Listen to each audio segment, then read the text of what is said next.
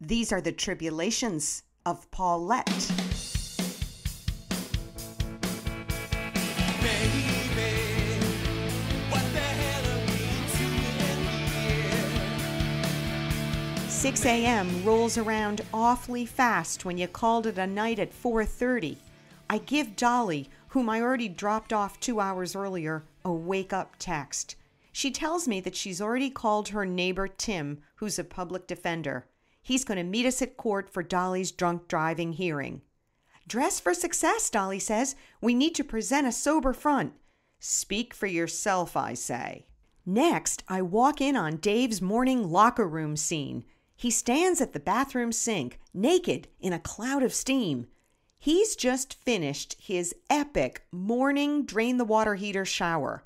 His wet towel and a pair of dirty boxer shorts ensnare my feet when I step unfulfilled out of a lukewarm shower.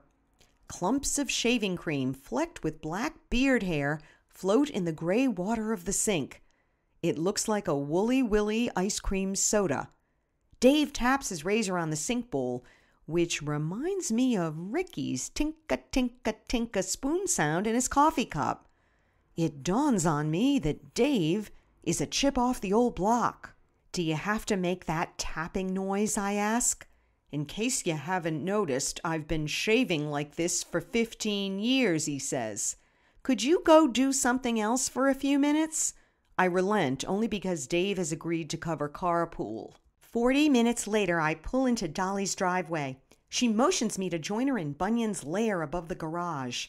Although she's managed to pull herself together, she still reeks of booze. Together, we take stock of Bunyan's recently acquired chattels. Golf clubs, tennis gear, a fly fishing rod, a stair climber, kettlebells, and a pool table are stuffed into the tiny apartment. Crisp Thomas Pink shirts on padded hangers line the closet. The place looks like the pied-à-terre of Mark Cuban. You bought him all this stuff, I say? Well, he had no stuff. He needed some stuff. Dolly, this is quite a lot of stuff. A few 15-year-old blondes, and you've got yourself a Ralph Lauren photo shoot. An out-of-focus photograph of an older woman sits in a silver frame by the bed. Well, who's she, I ask. Oh, that's his mother. She's dead. Bunyan had a mother, I say. Bin Laden had a mother, Paulette. I pick up the frame for a closer look. She's shy a few teeth, too. Must run in the family. I look at the bed. Dolly, I almost don't want to know this, but do you have sex with him in here? I haven't told you, but after he moved in, we sort of stopped having sex, Dolly says. Well, that's par for the course. Why should you be any different from the rest of us? It bothers me a little. I mean, what am I doing with him, Dolly wonders. Fate works in mysterious ways. Maybe this accident was no accident, I say. I guess I felt bad for him, so I spoiled him, she says. Well, I've said it before. The nicer you are to someone, the worse they treat you. I still love him, though, Paulette. He's attentive, and he listens to me. Also, he's really helpful around the house, Dolly says, and I know what she means. One thing's for sure, I say, it's going to be hard for him to give all this up. Give it up? What are you talking about? He's writing a screenplay about me. Now help me. What can we bring him? I doubt there will be any round robins at the courthouse this morning, and the made-to-measure Xenia sports jacket will only create cellmate envy. Seriously, Dolly, I don't think you can bring him anything. Let's just go. We exit the bachelor pad through the garage. I'll drive, Dolly says in her usual take-charge manner. Are you mad? Oh, my God. That's right. I can't drive. I don't even have a car. Although there is this. Dolly's hand does a Carol Merrill let's make a deal smooth and turn maneuver over a Prada green Vespa parked in the garage. You didn't. It was less expensive than getting him a car. Did he pick the color? Isn't it cool? So retro. Shows he has a feminine side. Yeah, his fellow inmates will be digging that feminine side real soon, Dolly. The Newton Courthouse is adjacent to the police station, and when we arrive, I am very grateful that the reserved for chaplain spot I occupied in the middle of the previous night is still open. I park there again, as my mission has Christian overtones. We meet Attorney Tim on the steps of the courthouse. He gives Dolly sound legal advice. She's to say nothing and plead guilty. Sounds good to me. 1 hour and no current magazines later, we are summoned to the courtroom for the Commonwealth of Massachusetts versus Bunyan and Dolly. A side door opens. Dolly squeezes my arm, and in shuffles Bunyan. He's rumpled and unshaven, but exceedingly well dressed.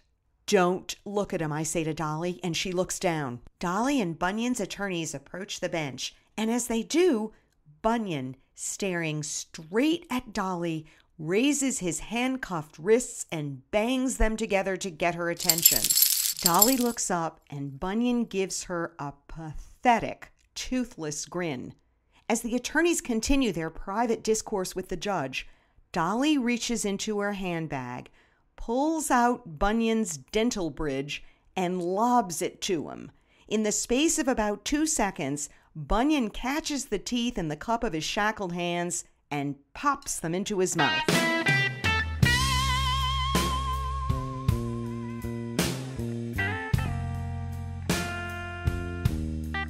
The attorneys return to their respective places as the hearing begins. Your Honor, I would like to explain the events of the preceding evening, says Attorney Tim. My client attended a dinner party on Beacon Hill at the home of her ex-husband. She was accompanied there by Mr. Bunyan, an aspiring screenwriter. When they arrived at the party, a server handed them champagne flutes that had no bottoms, the object being that you couldn't put them down.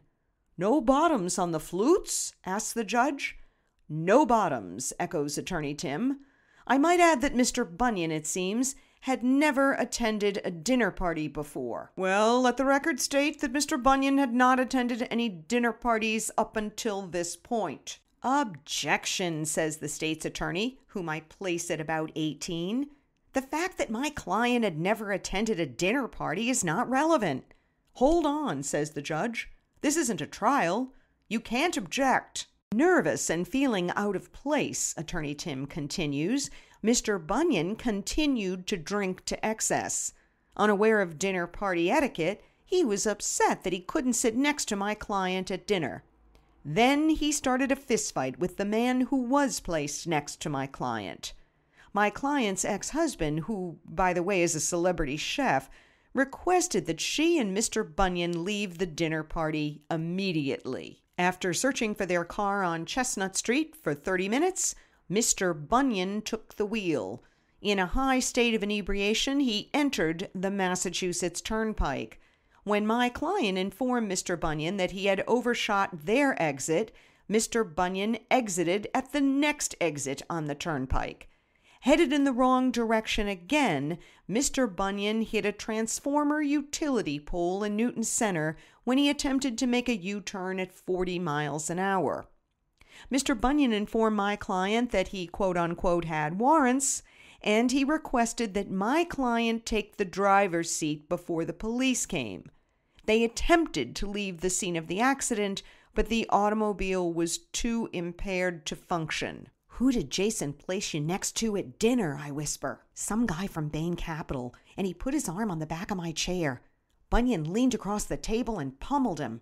Isn't that great? He fought for my honor. The judge has heard enough. He asks Dolly and her attorney to approach the bench to render his decision. They return quickly. 120 days, Dolly says in my ear. No license. Oh my God, I say. Could be worse, she says, nodding in the direction of Bunyan, who's being led away, still in handcuffs. I have to find a way to help him. I drop Dolly off at her house. We are both absolutely exhausted. Back at home, I'm delighted to see Ricky and Trudy's luggage in the kitchen. They are in my den, drinking the last of the coffee. You're not leaving already, I say. Well, it's been 3 weeks, says Trudy. We've had such a good time. How did your friend make out? Asks Ricky. Oh, she lost her license, but nothing more because they can't prove that she was behind the wheel. Dave says she's going nowhere fast with that Bunyan fellow. Well, that may be the case. We'll just wait and see. Say, how are you two getting to the airport? Well, I guess you're going to take us, Ricky says. Well, let's be on our way then, shall we, I say? Oh, our flight isn't for another 6 hours, Ricky says. We were going to stay for lunch. There's still good deli meat in the refrigerator. That turkey is over a week old, I say. You're not supposed to eat sliced deli meat after 3 days. You'll get listeria. Well, why haven't you thrown it away then? What are you saving it for? Ricky asks. He eats cold cuts that are 2 weeks old at home, Trudy says with a shudder. They're all slippery and everything. I tell him don't do that, you'll get sick, but he hates to see anything go to waste. Then by all means, make yourself a slimy sandwich to take to the airport, I say. But we need to leave right now. 2 hours later, I feel the enormous privilege of being able to walk around an empty house for the first time in weeks, stark naked. I reacquaint myself with the intruder. I'm really grateful that he remembers me. A mimosa is called for as I do the dishes.